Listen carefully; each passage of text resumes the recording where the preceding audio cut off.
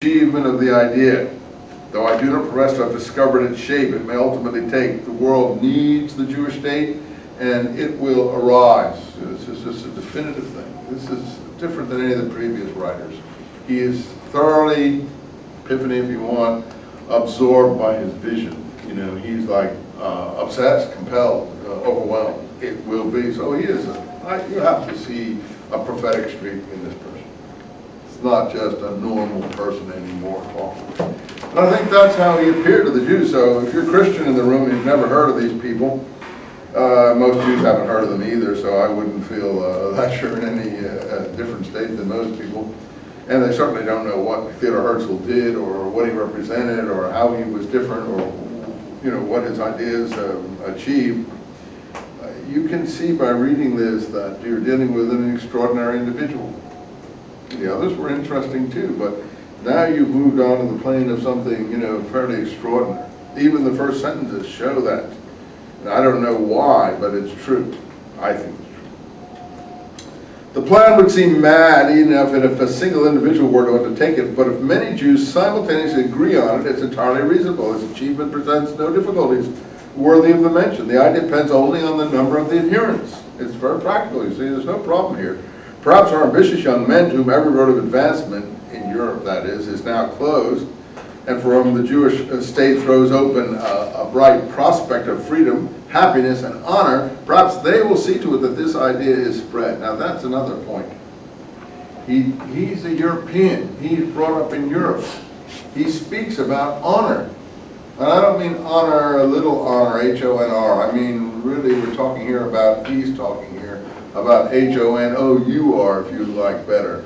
Honor in the sense of the English spell it that way. Honor in the sense of pride. Honor in the sense of something to die for. Honor in the sense of that you shall not, insult my honor. Not that I'm an honest person, like I'm honest Abe or something like that. My honor is something that I will live and die for. The honor of my name, the honor of my family, the honor of my being, the honor of my word, the honor of myself. He brings that in, you see. And he says the young men will perhaps see it better than older people. They haven't been beat down so much. They're more romantic, probably. And just the publication of this pamphlet, for him, as he says, is enough. Again, this is, I read it to you because you could say it's an extraordinary introduction. Well, to say it's an extraordinary introduction is not the same as reading what the introduction is. Oh, hello everyone, this is an extraordinary introduction. No, what is extraordinary about it? Reading it together allows us to see what is interesting. If you don't think it's extraordinary, that's a personal opinion that you're certainly well entitled to. But you can judge by this what you think. Now, I think, you see, he says, every road of advancement is closed. Yes, all these Jews have a closed state of advancement, so what do? They all convert to Christianity so they can move forward. We've seen that throughout the whole century now. So there are some people whose honor does not allow them to do that. And a Christian evangelical person will say, well, why not? What's your problem? Well, the problem is that too many people have died over too many centuries just to throw in the towel like that because I feel like advancing in my own personal life. That's what the problem is. And that's a matter of what? Honor. That's a matter of honor. And Mendelssohn says basically the same thing. Even if I were to agree with the superiority of your religion, or I would not convert, it's too much water over the dam, if you like. You say, don't you see the beauty of this thing, and so on and so forth? Perhaps so, but the thing has gone too far. And it would be dishonorable to try to escape in such a manner, So he brings in the word of honor, and I think that is really different. None of the previous ones spoke about honor, I don't think. And I don't think Israelis today speak much about honor, though some behave honorably in the sense of not honestly, but honor in the sense of dignity. And dignity is a big part of what Herzl has, dignity. Okay. So now I'm not going to write again after I write this thing unless the attacks of my opponents force me. I sometimes feel that way, as you know, in my field. I always say I'm not going to do this, and then I get attacked, so I feel I have to respond, and so on and so forth.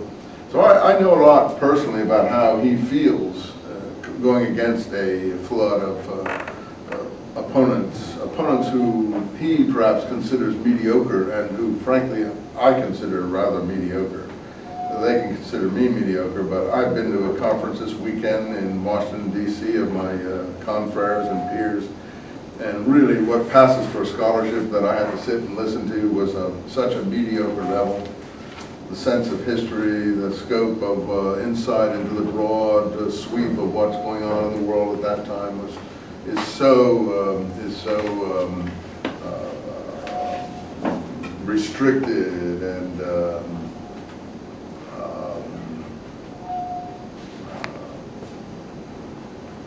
childish, really, that it's actually an insult to sometimes sit in the sessions that they conduct and what passes for serious work at places like Harvard and other colleges of that kind. Really, I feel it's an indignity sometimes to even sit and listen to what their discussions are. It's on such a low, insightful level. All they do is talk about, a word or something like that, and they have no idea of the broader sweep or even information. If you asked any of them what Islam was, they wouldn't know. Most of the Jewish people in these sessions have no idea what Christianity is. Never read all the documents, never read all the church fathers. I mean, their knowledge is like paper thin. Most of the Christians never read Talmudic material, never read Islamic material. And it's really depressing to see people taking part as experts in the world, referring to them as experts, to see the really rather unsophisticated level of their background and mindset. So I think that's how he feels to some extent, and so I personally feel that I can identify. Not that I'm trying to pump myself up in that regard, but I just feel I know what he's talking about.